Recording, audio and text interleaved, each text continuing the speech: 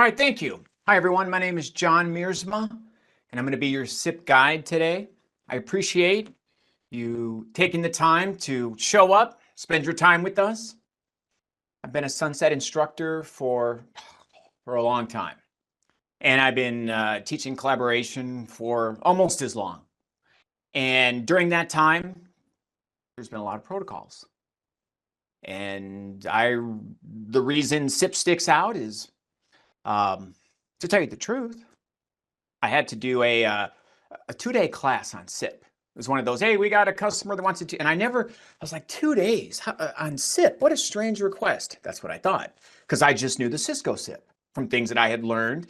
I've done some configuration, I've made trunks, made dial peers, but I never really thought more about it. And when I really jumped into SIP, I realized, well, it's fascinating. There's all kinds of interesting things about it. And boy, it just, why didn't I know all of this? How come I didn't understand all of this that I had learned? I felt like maybe somebody should have presented it. It should have been more, should have been stressed, should have been taught. And I realized, wow, knowing this made me a much stronger administrator because I understood how SIP trunks worked, SIP phones, and then video and cubes and all sorts of things. Everything uses SIP. Even Cisco abandoned Skinny and said, hey, SIP is great. Let's just use SIP. So SIP is used extensively. You don't need me to tell you that. And our course on SIP is designed to give you a week of learning as much SIP as possible. And part of that is troubleshooting, using some of the latest tools or some of the tools that we have available to be able to analyze SIP and get more information about it. I'm going to show you some of that today. I'm going to show you some of the things that I do. I'd like to give you an overview and show you some of the strengths of things like Wireshark. Wireshark's been around for probably as long as I have or longer, but boy, there's a lot of very important and useful tools that Wireshark contains when it comes to SIP. I mean, that alone is something we could probably spend quite a bit of time on. But other than that, we have RTMT, real-time monitoring tool. Cisco makes that available to us. It's free. It's included in Unified Communications Manager. So we're going to show you how we can analyze and examine SIP with that. And then AI, ChatGPT, that also is extraordinarily useful. I don't know how much you're using AI. I use it all the time. I use it all the time for a variety of functions and things. It is not, sometimes I'm reading a book. I'm a history buff. I was reading about World War I and I couldn't keep straight what was a battalion versus a regiment and so I would type it in and get the answer. Or they would have all these characters from these different countries and I'm like, oh, who are the top 10 leaders in this country? And I had all the answers in almost instantly. And so then it helped, oh, my story made much more sense. Now, that doesn't have anything to do with SIP, but my point is there's all kinds of interesting and creative ways that we can use AI, and I hope to show you some of them today. I know that you're muted, but that doesn't mean I don't want to hear from you. I would love to hear any of your questions, and I will do my best to try to answer them. If I don't have time or I don't get to it or you stump me, I will make sure that I review those questions and provide the answers when we post the video, so your questions will get answered. Now, got a lot of things happening here. Part of what's going on with SIP is understanding SIP. See, when it comes to troubleshooting, what exactly does that mean? And I've helped hundreds, thousands of adults troubleshoot SIP, collaboration, and sometimes I see sometimes when they're troubleshooting, they come up with all kinds of reasons why things might fail. And it's easy to get lost in that. However, my approach is more, if we configure it properly, it works. Part of troubleshooting is being able to know, what does that mean? Configuring it properly. So we're going to take a few minutes to go over exactly what SIP is, what it does, so we're all on the same page. Because some of you might have a lot of experience with SIP, others not so much. We'll all be on the same page, then we'll examine our troubleshooting tools. We're going to look at Wireshark, One of my favorite programs. Now that I've learned all kinds of things about it, it's absolutely fascinating. ChatGPT, okay, maybe that's my favorite because that is so useful. And then also, as I mentioned, RTMT. So that's our objective. In the time that we have, that's what we're going to cover. These are all things that we cover in our course when we have a week together, along with cubes and SIP trunks and session management edition and options, all sorts of things. So SIP, what exactly does it do? Again, this might be a review. Hopefully we fill in some blanks and give you a quick overview. SIP is a protocol that's spoken by user agents. The client is the one that sends the request. I want something. All of the requests are in capital letters. Makes it easy to identify. Somebody is asking for something. That's a client. The server has to respond. You ask, you must get a response. That is extremely helpful when troubleshooting, as we'll see. Servers. Now, a device can do both. I mean, when you pick up the phone and you dial a number, you're sending an invite. To who? To your call manager server, your Cisco Unified Communications Manager. But you're not trying to call that server. You're not trying to catch up on what the server did last weekend. The server will then respond to you, therefore it's a SIP server, but it will also send a request. Therefore, it's a SIP client. So server client is just simply who is sending what type of SIP message. Now, when it comes to SIP messages, there are, I should know this, I really should. I probably do, but I don't think I recall. There's probably, I like to say top 10, maybe 14 SIP requests that you'll see often. Maybe 14 requests. Some you see a lot, some you see not so much. All capital letters. Every SIP call begins with an invite. And then you either have a call, end it with a bye, or before someone answers, you hang up, which would then force you to send out a cancel. So requests, capital letters. Other types of requests, option requests are used as a ping. If you want to verify that your SIP trunk is available, you send an options request. Hey, tell me all the things that you can do. What capability do you have? And as long as you get a response, you know that endpoint is up. Yeah, that's like a keep alive. When a device registers, your endpoint registers to Unified Communications Manager. It sends a SIP register request and it gets a response. When there's a change, when maybe if I want to subscribe to your presence, so I know if you're out to lunch, if you're available, what's your status? I'm sending a SIP subscribe, and then you can notify me when an event occurs. Or you could publish an update. Oh, I'm publishing an update that says I'm now in a meeting. Everybody knows I'm in a meeting, therefore I've published it. We'll see that message, and then I'll notify all of you with another SIP request, an invite, or excuse me, a notify request. So this is SIP right here on this page. It was very interesting to me that this is what SIP is. Just one of these requests, multiple requests throughout a phone call, maybe a transfer when you forward a call or put somebody on hold and they get music on hold. You get a refer request. I'm going to refer you to somebody else.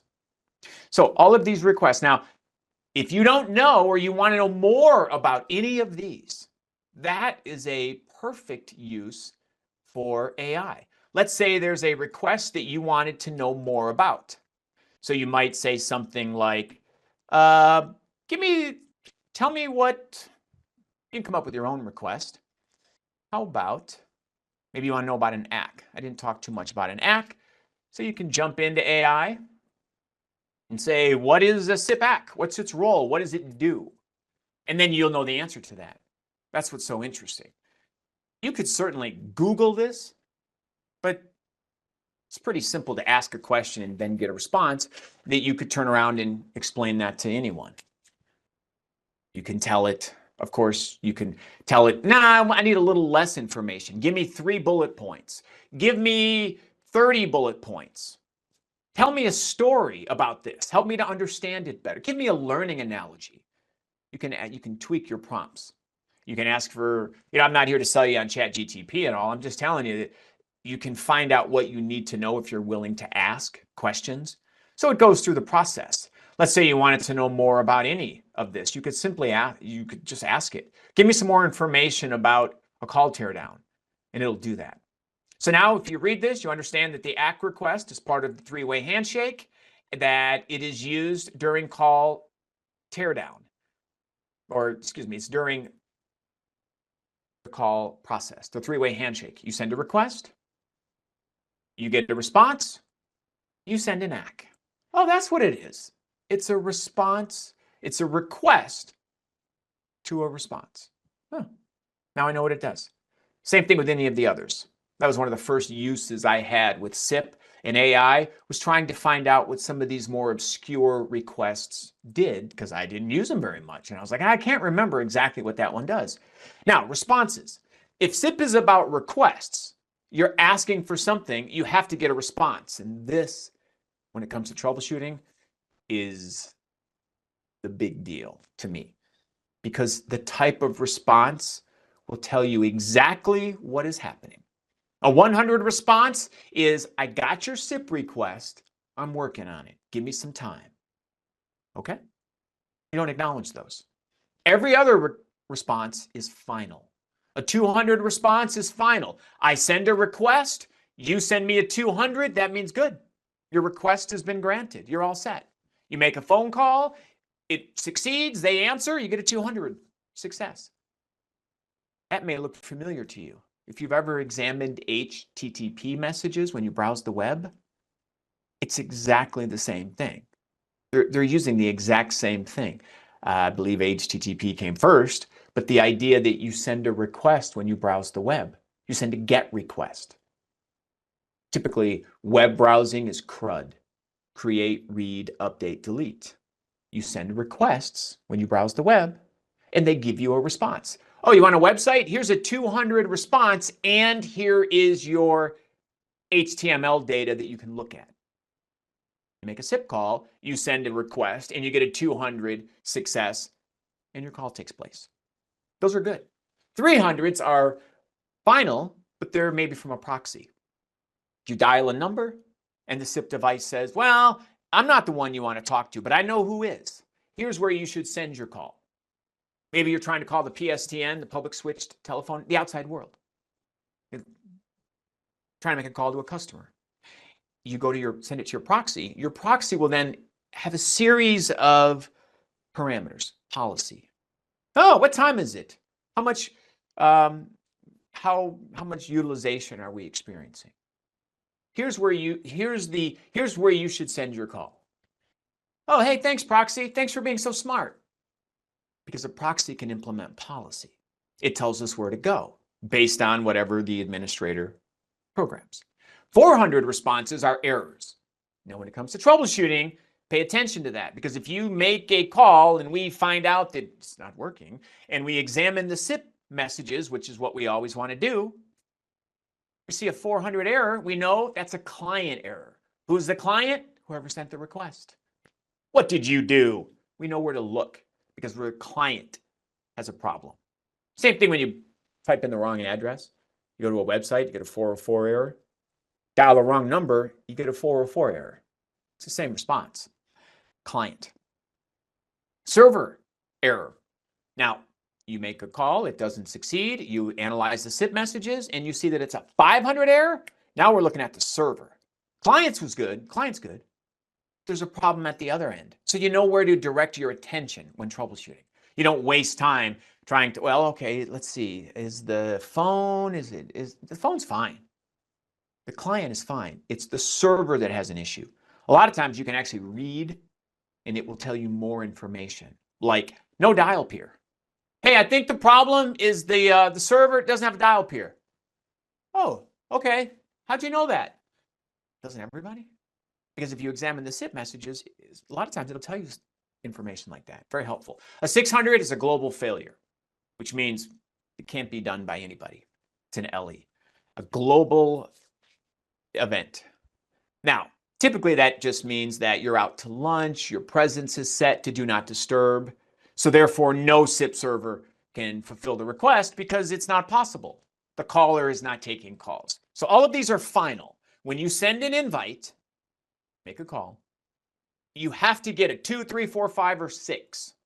And then once you do, you always send an ACK. That's normal. Let's look at what normal is so that when we're troubleshooting, we can compare normal versus what we're dealing with. Normal is somebody initiates a call. By the way, I always like to stress, even though it's not as prevalent anymore as it was, I'm going to step over here to my podium. I like to stress that this does not have to be SIP. That can be skinny, even though most phones are no longer skinny, but that does not have to be SIP. Okay, you send an invite, you get a 100, I'm working on it. The other side rings, you get a 180. Remember, these are provisional, which means these are not acknowledged, these 100s. They're just letting us know that it's being worked on, the request. Okay, we play the ringing in our ear. Finally, somebody answers, which generates a success. Our request, this is what normal looks like, request, final response. We got a final response, which means we have to ACK it. This is normal. That's what you want to see in every SIP call that you expect to succeed. So you can compare that to what you're getting. Now, what happens then? RTP. That's why when you're troubleshooting, you don't want to just dial the number, because if it rings, what does that tell you? It tells you SIP's working. But it doesn't tell you that the RTP is working, the audio, 2 separate streams. Now, call teardown, somebody hangs up, somebody sends a buy request. This is normal. You want to see a buy, and then a 200 okay, and that's it. The call is released. The call is released. So this is normal. Now, we're not going to go through all of this. You could definitely use chat to do this, though. Absolutely. You could copy this. This is what is in a SIP invite. It's not a bunch of computer code like H323. It's simply headers, specific headers. Each header has a purpose, and if you take a little bit of time and learn what these headers do, they will apply. It applies to everything as far as SIP goes, because they're in every SIP request. So every trunks, gateway, or trunks, cubes, video, endpoints, phones, everything that uses SIP. Here's an invite. If you open it up, here's what you're going to see, and everything is made up of headers, which I would encourage anyone who wants to know more about SIP to ask AI or go search or read something on what each of these headers do, because they all have specific purposes, and you can clearly see them. What path? What path did it take to get to us? Who's it to? Who's it from?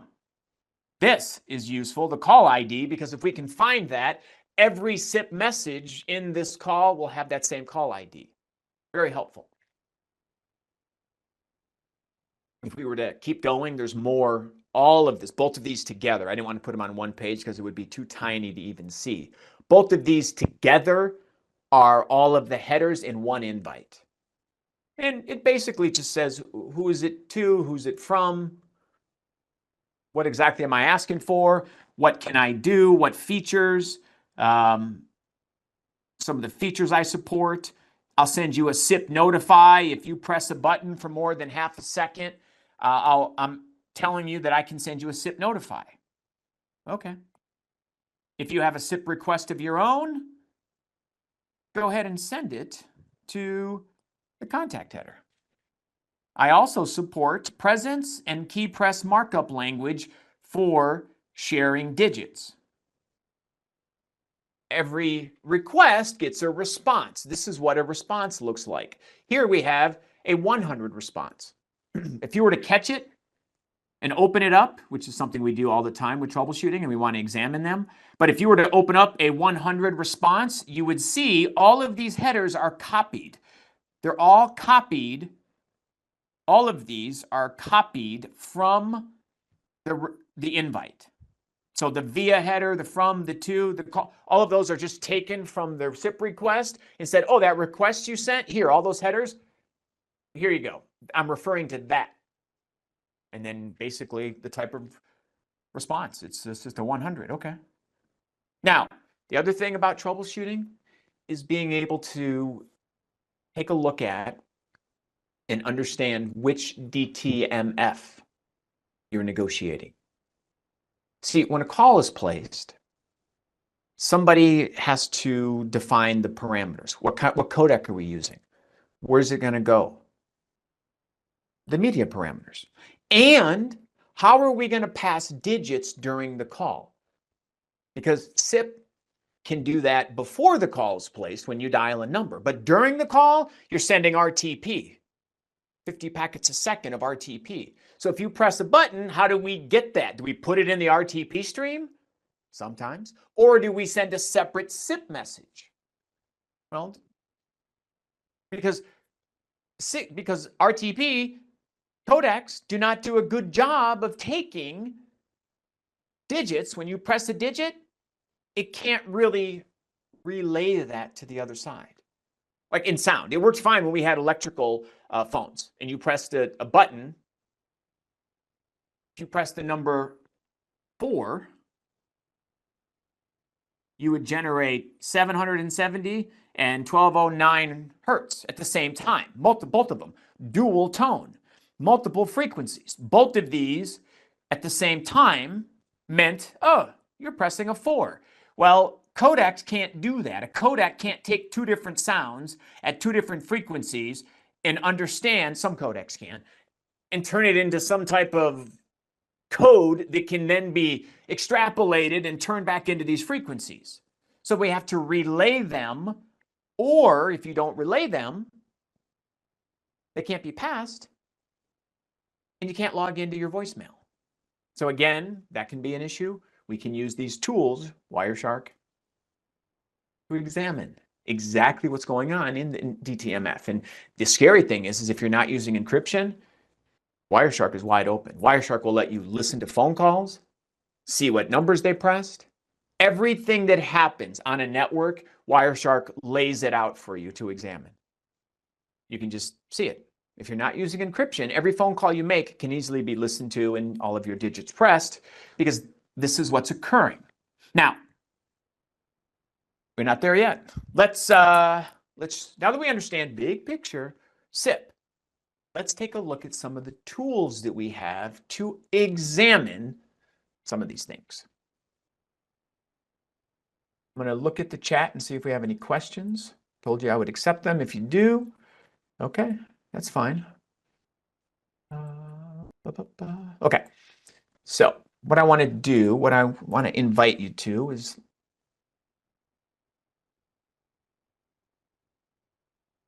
let's start by a couple things here. I'm going to bring up some phones. And here's what I have. I guess the easiest way to do this is just to kind of give you a quick little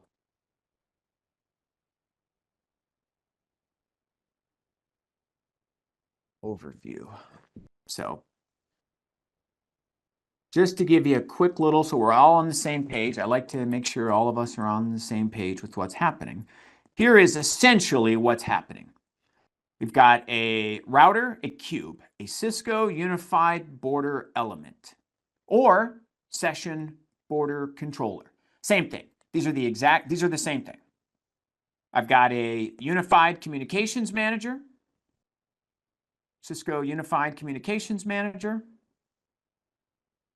and I've got some endpoints, some phones. Got 2 of them, but essentially, I've got some endpoints, 2001, 2002, that are registered to Unified Communications Manager, and then they send a SIP. They have a SIP trunk. So they have a trunk to the cube, and then the cube, the session border controller, has a SIP out to the basically the public switched telephone network. This is where all of our local, long distance, international, all of these numbers are here. Local, long distance, even emergency, although they're all here. So if we dial those numbers, if we pick up our phone and dial 911, it should go out. If we dial any number, 9 first, followed by any number. All of these are going to go through call manager out here. The cube is going to match an inbound dial peer, process it, and then send it to the outbound dial peer. The PSTN device should make our PSTN phone ring and we have successful calls. So that's our scenario. It's our scenario. So what I want to do is, let's just place a call. I want to show you a couple different ways that you can use Wireshark. Number one, if you have a device, let's just take a look at, let's just open it up. Wireshark can be used to capture on a device, but also more than that. Let's open it up. So let's start. I'm gonna down here, grab my port. I'm gonna tell it to start capturing. So it's gonna capture everything. And I'll make the font bigger in just a second. It's going to capture everything on the computer. So notice what's going on the computer. Just doing nothing. We have a lot of packets. Now, how about I take a phone down and bring it back.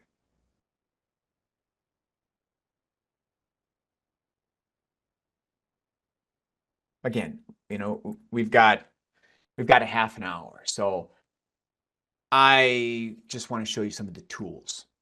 Now that we know what we're looking for with SIP, what are some of the things that we can use to get a much better look at what's happening on the network? So let's open it up. Now keep in mind, the phone is being restarted here on this computer. And we'll then take a look at what Wireshark finds. Once it'll open back up.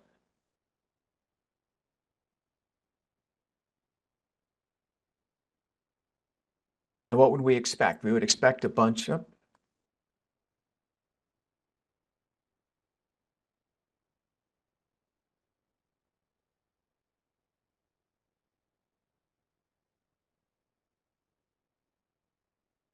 You can also, when you make calls, while this is doing that, I'll make a call.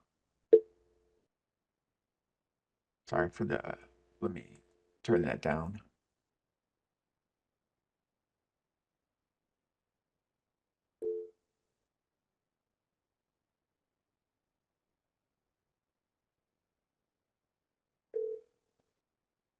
All right, so while that's going, I'm going to answer it. So we got traffic being generated. While that is occurring, I think it's this one. Okay, now that's occurring. So we've got a call, we're answering it. I'm going to hang up, close this out. Now, Wireshark's captured all of that. Stop it. Here's the deal. I used to think that Wireshark was only something you used if you wanted to capture data on your own computer.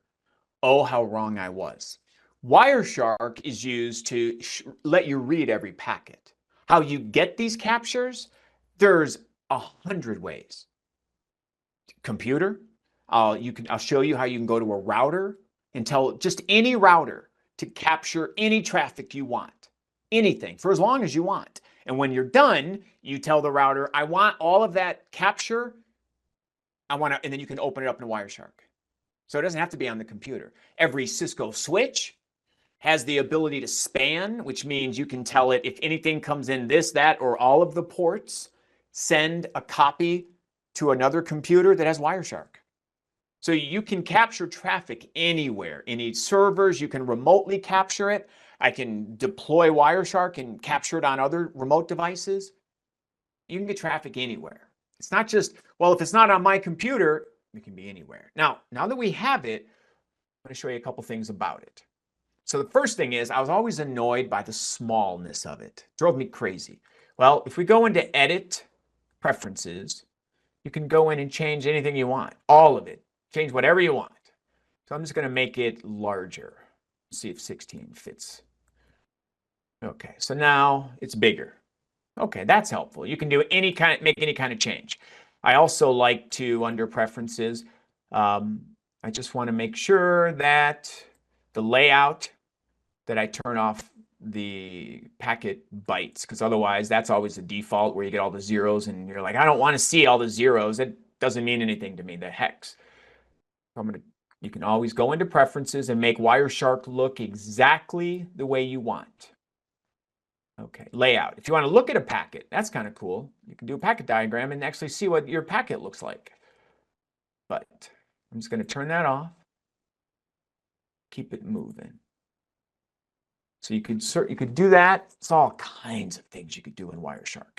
Now, what makes it so powerful are filters. There's a bazillion of them. But which one do you use? I don't know. Let's ask Chat. Let's ask ChatGPT to give us some ideas. Provide what? The top 10 Wireshark filters to use when examining or troubleshooting SIP. It'll just tell us, oh, okay, here's a bunch of filters you could use. Thank you. All right. SIP method. So these are all fine. These are all good here. So what he's doing is he's telling us some of the SIP filters. And then if you find one you like, you can save it. Oh, that's what I like when he does that. So I can just copy. Okay, so he's given us all these filters that we can use. For example, you want to find a specific user or find 200s or invite. Let's do a copy and then try that. So number one, I can't use the copy because they're two different computers. Number one, though, you could just do SIP. SIP will show you everything that's SIP. Now that's helpful. And then you can kind of hunt and pick yourself, but there's far more. You could do SIP as it was showing, SIP dot, and then it brings up a list of all your prompts, and all of these are SIP related. So if you know what you're looking for, you can find it. So if you have millions of packets, no problem. Maybe you want to see the SIP invites. So it's SIP method equals invite, right? It's still green. It'll show me any invite. Oh, there's an invite right there. Now, right click, and you can say filter on this conversation. I see a packet, but I know it's part of a conversation. Show me that. So you can always find a single packet and say filter based on Ethernet addresses, IP addresses, TCP addresses. So you can filter based on TCP, and now it's showing you all of just that conversation, that phone call. And the filter changes. It's telling you, oh, okay, this IP address, that IP address using this port. So you're seeing just this. Oh, that's helpful. So whatever that's going through there. Now, I'm going to clear this filter out because I want to show you that with SIP, they make it even much easier. Much. You just go to telephony.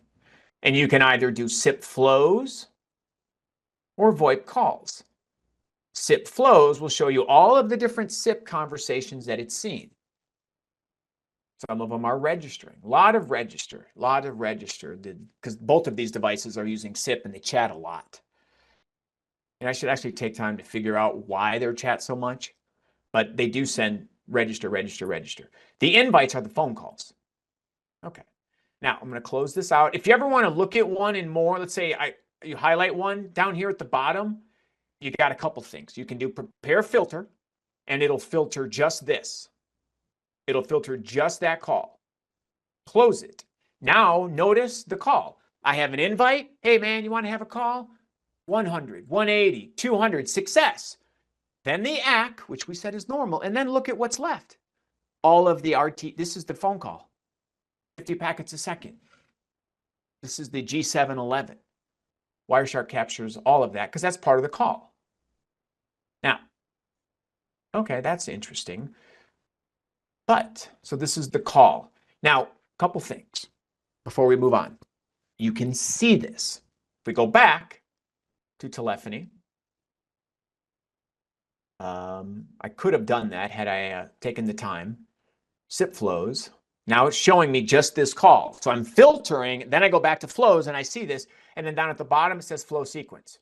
And now it's really tiny. Now this I don't know that I can change, but it's showing you the actual SIP call, which is helpful when there's a problem because you can then see what's the problem. The other thing I want to show you about this is if I close the filter, since I only have a few minutes, telephony VoIP calls. Shows you your calls. There was only one call. I can play, and Wireshark will play it back. If there's audio there that picked up, which it may not have because I was using a virtual computer, but if there's audio there, it'll play it back. I'll show you because I'll show you. I tested this. I'm going to close this out. I tested this just a little while ago, and I did this same. I think it's this one. I could be wrong. I could be wrong. We'll find out. Let's just do any of them. Telephony, VoIP calls. Maybe not. The other one has it. Okay, there you go. And then just play. And it will play it. This isn't the one I was wanting. This one is. I had one earlier that I tested. And the reason is because I have different computers. This is a virtual machine, and so the microphone doesn't pick up. If it was just all on one computer, it would pick up everything we said.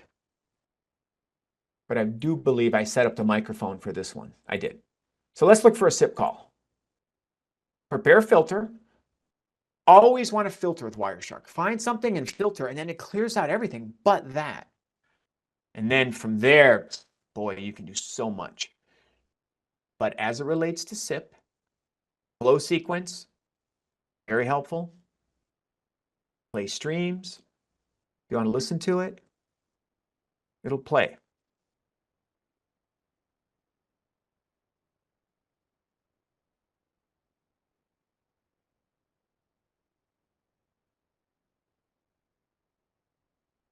So that was just a quick little demo.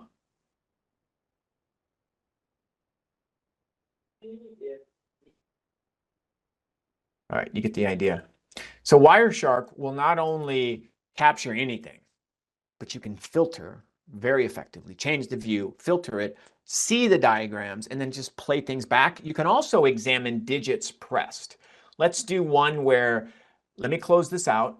And now what I'm going to do is I'm going to put a filter on the router.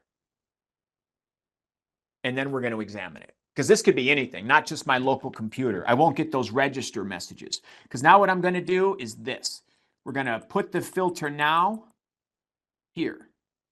And we're going to say anything that leaves this interface, I want to see it.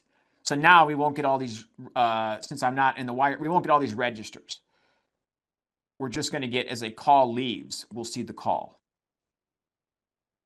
And then we'll see if the audio works. So now I'm going to show you real quick how to do that. Something we do in the class. We go to one of our routers and we put in the, well, you can see, I'm not trying to keep anything from you if you want. You go in and you just make a quick access list. What do you want to filter? So you can filter anything. And then where do you want to put it? How big do you want the size? How big? It's very simple to create a quick filter, throw it on a router. And then when that's done, start it. So I think I just did. Okay, so it started. It started IP capture. Now, anything we do that goes out of there. So I'm going to make a call. and I'm going to answer it.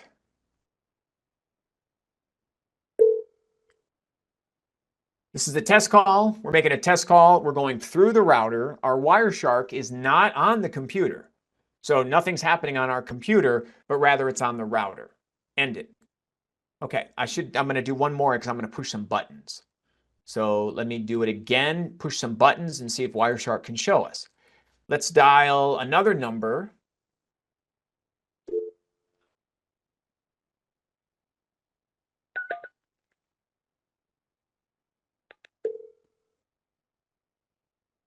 Answer it. Go back, and I'm going to press some digits. Let's press 8, 6, 7, 5, 3, 0, 9. Okay, end it. So we made 2 calls, and we're telling the router to capture everything. Let's go turn off. Let's go turn off that capture. So we could leave it on all day. You could also create a more, which I would recommend, a more explicit filter that a more explicit filter. Instead of capturing everything, you only are capturing SIP, and it would, but this is going to capture everything. So now that I've done that, I'm going to download it to the computer. I'm going to go to the computer, open up TFTP, open up TFTP.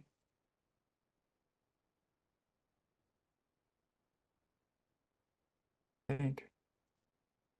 If not, I'll get it. And then I'm going to show you RTMT. And that will, let me just grab it. I thought it was on here, but that's fine. Now I have oh, yeah, where is it? I don't see it. Okay, we'll open it. So I have TFTP server. So this computer is running a little TFTP. And then I can tell the router, hey, take that capture and send it to this guy. And it will. So what we're going to do now is I'm going to take that capture that the router just did, and I'm going to send it to that address. And I'm going to name it sip.pcap. So I've already stopped it. I'm just going to send it there and then confirm. Yes. Okay. So we're going to go to the router. We're going to tell it too many lines. Traffic export. Yes. Yes. Okay. Then it will see the capture coming in. So it's going to be a fairly large, because it's capturing everything. Instead of, we could have filtered it just to SIP. But it's there now. It's sitting right inside of this folder. Right there, there's the SIP PCAP that we just captured from the router. I'm going to open it up in Wireshark. And there's our call. Again, what do we do? Well, we got all kinds of filters. We could just use SIP. We could do SIP method invite, SIP.method invite. That'll show us any invites. Oh, these are from calls. Now, why multiple? Oh, because it's in both directions. It's in both directions, I guess, because of the lab. But we have that. We can go to telephony VoIP calls, and it'll figure it out. Now, let's just grab one. It is showing in both directions because of the network. But flow sequence on that one, oh, that's just showing us the invite. Pardon me. Try it again. VoIP calls.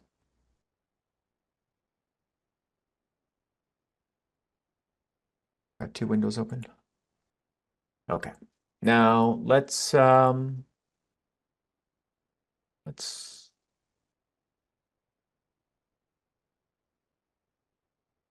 a filter. That's of the call. So we can see the call. Again, this is on the router. It's the same thing. You're like, well, it's the same thing. Yeah, but it's not. It's not. Because It was taken on the router. Let's also see if we can find any, close this filter. Let's do RTP. Okay, so I'm filtering RTP, and it's showing me the RTP sessions. Let's look at, go back and filter SIP flows. It's going to show you some of the digits pressed. It doesn't see any SIP flows in RTP. Telephony, SIP flows. And let me see.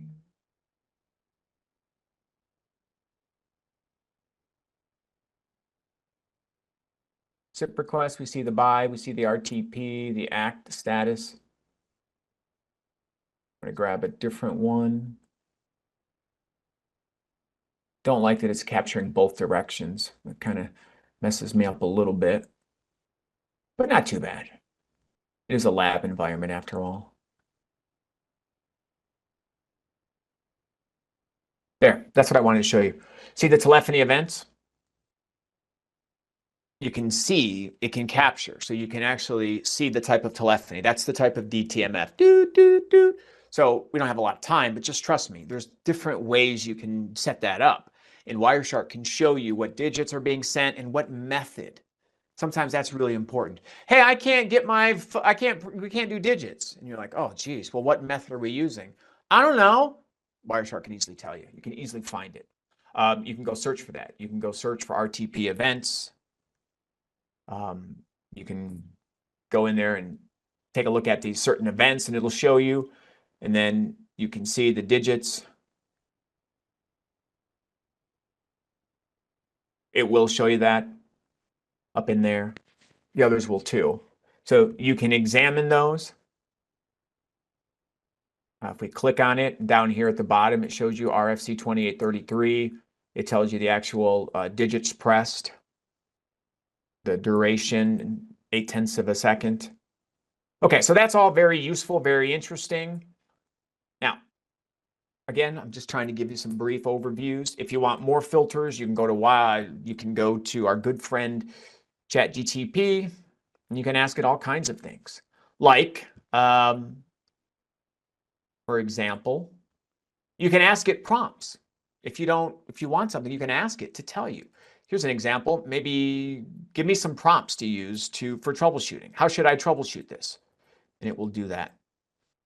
Let me give you an example of give me some dial peers. Here, and I even put in my IP addresses. I'm going to stop this and say I need some examples of some dial peers, and here's my IP addresses. So now I'm asking it to give me commands. I know I need dial peer commands. Can you provide them? And it's showing you, here's how to set up a cube. Oh, okay, great. Here's some dial peers. So if I have a cube that I need to set up, I got a router that if I do show, if I exit out and I do show run, I don't have any cube commands. There's no dial peers. Well, I need them, so I can ask it. Look at that. Boom. Now I can take all of this, and don't expect it. Sometimes I think the critique is, well, it's not perfect. Well, don't expect it to be. It just did 98% of the work. And you can come in and just do 5%.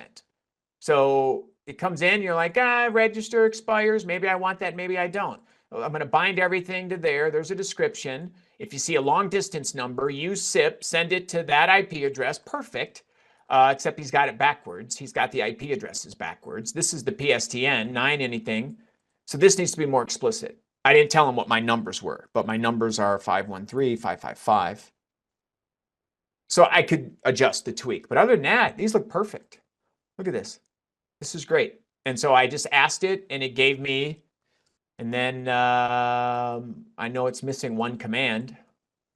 And I've used this. I'll show you something else real quick. But you can take that. It's missing one command, but I've done this where when I put the commands in and it doesn't work yet, I then type, like, here's the error. And it will say, oh, here's the command I'm missing. And it's like, oh, hey, thanks. Thank you.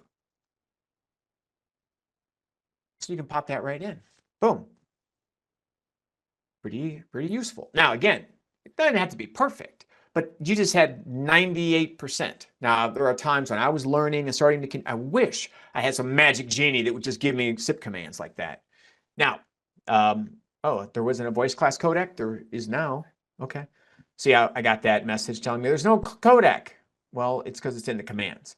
So just retype. They're in now.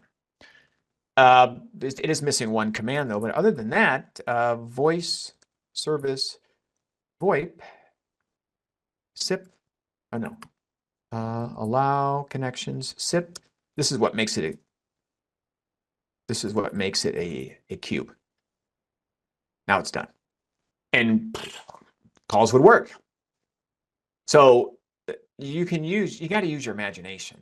Here, I'll give you some, here's some prompts for all sorts of issues that you could do. For instance, I'll throw these in the chat if you want them.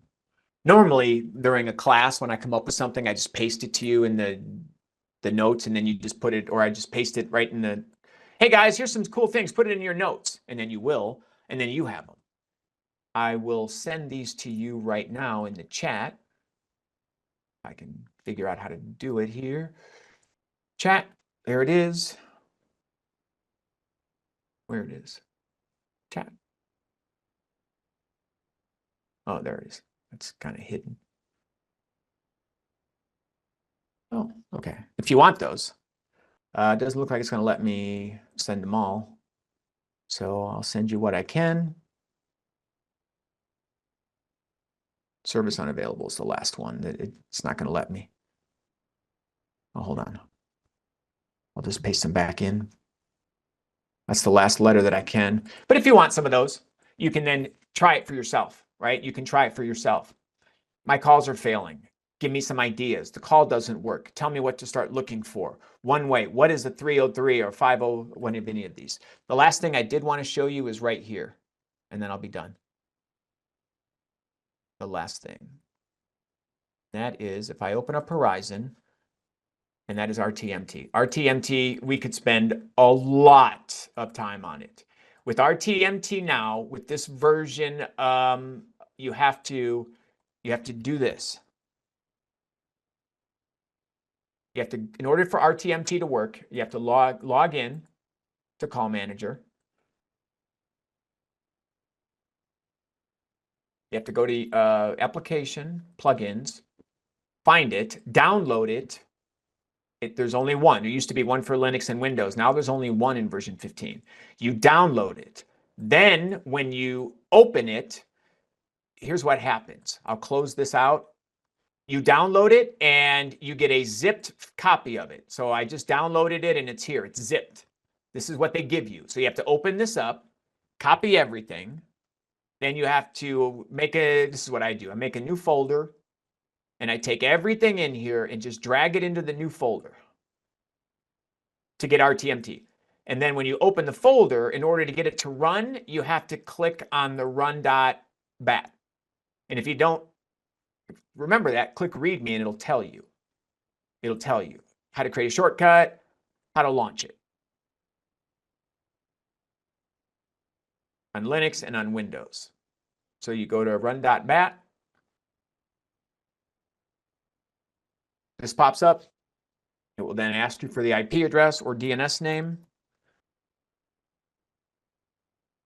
Put it in, sign in with your CUCM or your administrator account. Your administrator account. It'll pop up, and then you can use it to see the last hour of calls, or you can use it to download all of your calls, and then you can read them. You can read them. All right, so from here, I'm going to click OK. Now, there's a lot you could do here, but two things. Number one, click voice and video summary, real time. Now, if I click real-time data, which I don't have any calls on this server, it would show me. I could click this and it would show me calls made in the last hour. Okay, so you can change it from 30 to 60 and your calls will show up. If you want to download all of your calls, let's go close this out since we'll go back to the main window. So all I did to get access to the last hour was click open it up, voice and video, summary, and then real time. That's it. To get all of your calls, let's go back, close, close. So now I'm back on the main page. I just signed in. What do I want to do? I want to collect my files. So you click Trace and Log Central. I want to get my traces.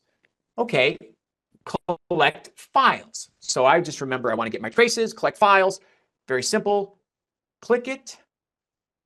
It will ask you, what do you want? Because you can get in just about anything you want here, but we're only looking for call manager. Tick. That's it. Just call manager. Next. Nothing here? Nope. Then it says from when to when. You can go back as far back as you want, or just the last 2 hours, or you can go back 2 years. Like what records do you want? From what date to when? Pick your time zone. I'm in Eastern. The servers are not.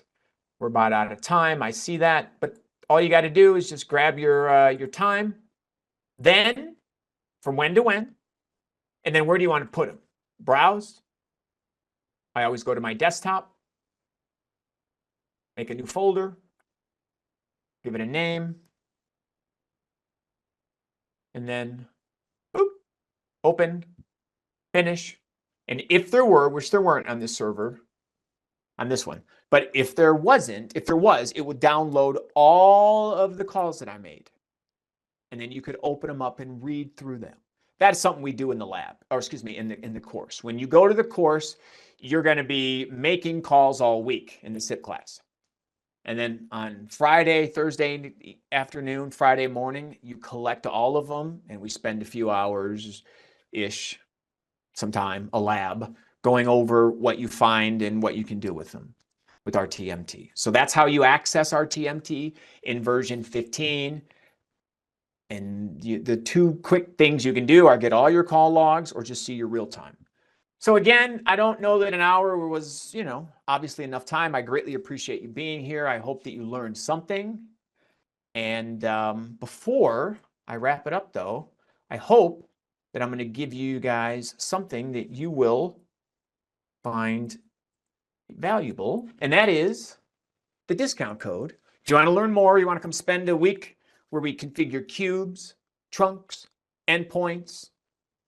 This, what I showed you is just a small section of our Lab 10, which is troubleshooting, where we use all these tools. The other 9 labs would require you to be here a week. But if you were, we would go through them. So it's been my pleasure to present. I hope all of you have a wonderful week. If you like this video, don't forget to subscribe and click on the notification icon to get notified whenever we upload new content.